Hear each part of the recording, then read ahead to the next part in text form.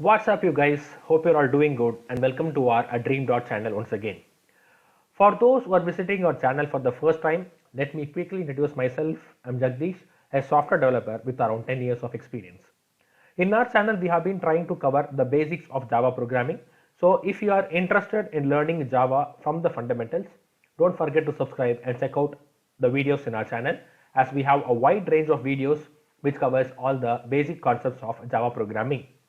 In our recent past videos, we have been talking about the collection framework in Java and the various interfaces that extends the collection interface and the various implementations of those interfaces, like the list implementation, the set implementation, and the map implementation.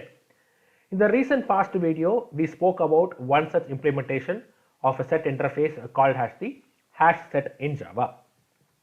So to reiterate what we have seen, so this is a sample program that we took, and this is the set implementation, and this is how you have to create the hash set, how to add the elements and all those stuff, and how the set implementation differs from the list implementation. If you have missed those videos, don't forget to check out our channel. And now in this video, we are going to talk about one other implementation of the set interface called as the tree set in Java. If there is already a set implementation that is available, that is the hash set, why should there be a all new implementation called as a tree set?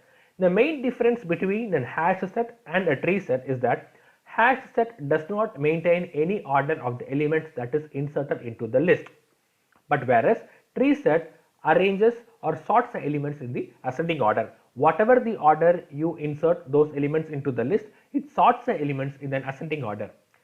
And the basic differentiation between a list and the set interface, the set implementation remains as is, like even the tree set does not allow duplicates, but whereas the list implementation allows the duplicates. And how to create a tree set in Java? So tree set, same method of the other implementations. So tree set, which will sit inside your Java util package, and I'm going to create a tree set integer. So let the name of the set be my set equals new tree set, and it is going to hold elements of type integer. So here I am going to add elements to my set.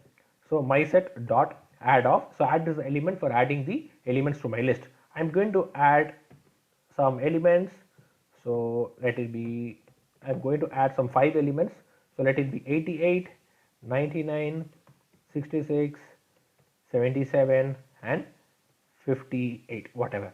So these are the elements that I have added to my tree set. And let's try to print this particular set and let's see what is happening. So when I try to print this particular set, and when you run this particular program, so run as a Java application, and when you run this, you could see that the elements are sorted in ascending order. So this is the basic speciality of a tree set. But whereas if you make use of a hash set, this will not happen.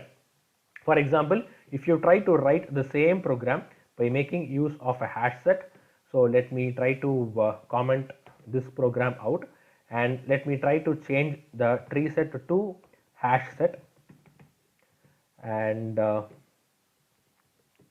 okay, and now if you try to run this particular program, run as Java application, you proceed, if you see, it is in a random order, so where the insertion order is not maintained.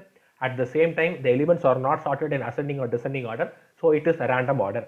So this is the basic difference between a hash set and a tree set in Java.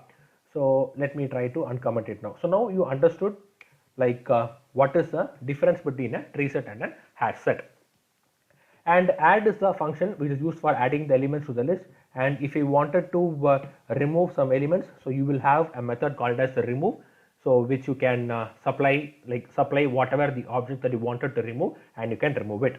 So along with these methods, add and remove, there are other methods like the clear method for clearing your entire set. You want to take a duplicate or replica of your set, then you can make use of the clone method.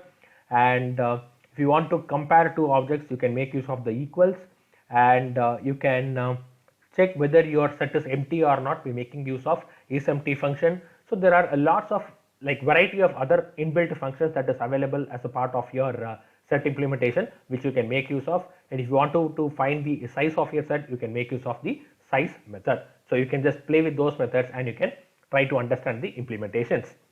How to iterate the set? So iterating a set is like, as I've told you before, you can iterate the sets by making use of any of the loops that is available in Java, or you can make use of the iterator. So in this program, let's try to iterate it by making use of one of the iterator that is available. So you can make use of the iterator object. So iterator, so let I name my iterator be itr equals your set dot iterator. So this will return the iterator object dot iterator, and I'm going to make use of so there is some error, you have not included the iterator. So iterator sits inside the util package. So while iterator dot hash next, so you can try to print it as sysO iterator dot next. So now if you try to run this particular program, run as Java application, it will iterate through each and every element and it will just print it.